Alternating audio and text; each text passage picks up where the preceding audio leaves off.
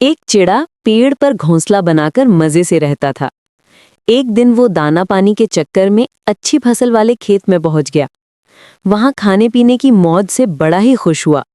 उस खुशी में रात को वो घर आना भी भूल गया और उसके दिन मजे में वहीं बीतने लगे। इधर शाम को एक खरगोश उस पेड़ के पास आया जहां चिड़े का घोंसला था। पेड़ जरा भी ऊंचा नहीं था, इसलिए खरगोश ने उस घोंसले में झांक कर देखा तो पता चला कि ये घोंसला खाली पड़ा है। घोंसला अच्छा खासा बड़ा था, इतना कि वो उसमें खरगोश आराम से रह सकता था। उसे ये बना बनाया घोंसला पसंद आ गया और उसने यहीं रहने का फैसला कर लिया। कुछ दिनों बाद वो चिड़ा खा खाकर मोटा ताजा बनकर अपने घोंसले की याद आने पर वापस लौटा। उसने देखा कि घोंसले में खरगोश आराम से बैठा हुआ है। उसे बड़ा गुस्सा आया। उसने खरगोश से कहा, चोर कहीं का, मैं नहीं था तो मेरे घर में घुस गए हो। चलो निकलो मेरे घर से, जरा भी शर्म नहीं आई मेरे घर में रहते हुए। खरगोश शांति से जवाब देने लगा, कहाँ का तुम्हारा घर? कौन सा तुम्हारा घर? ये तो मेरा घर है, पागल हो गए हो तुम? अरे कुआं, तालाब या पेड़ एक बार छोड़कर कोई जाता है तो अपना हक भी गवा देता है। यहाँ तो जब तक हम हैं वो अपना घर है, बाद में तो उसमें कोई भी रह सकता है।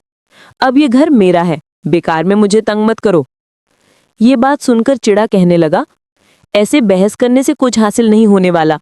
किसी धर्म पंडित के पास चलते हैं, वो जिसके हक में फैसला सुनाएगा उसे घर मिल जाएगा।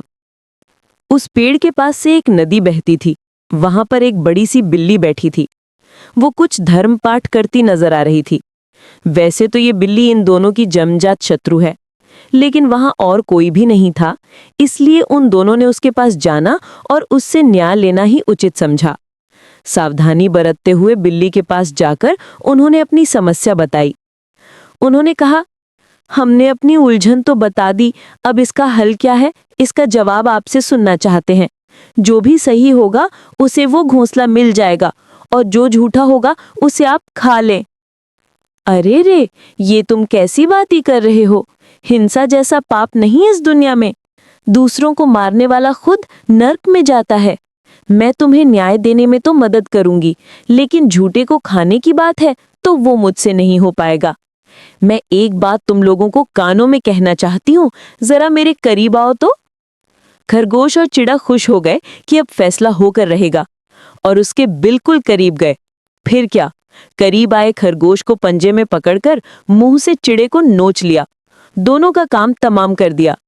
अपने शत्रु को पहचानते हुए भी उस पर विश्वास करने से खरगोश और चिड़े को अपनी जानें गंवानी पड़ी।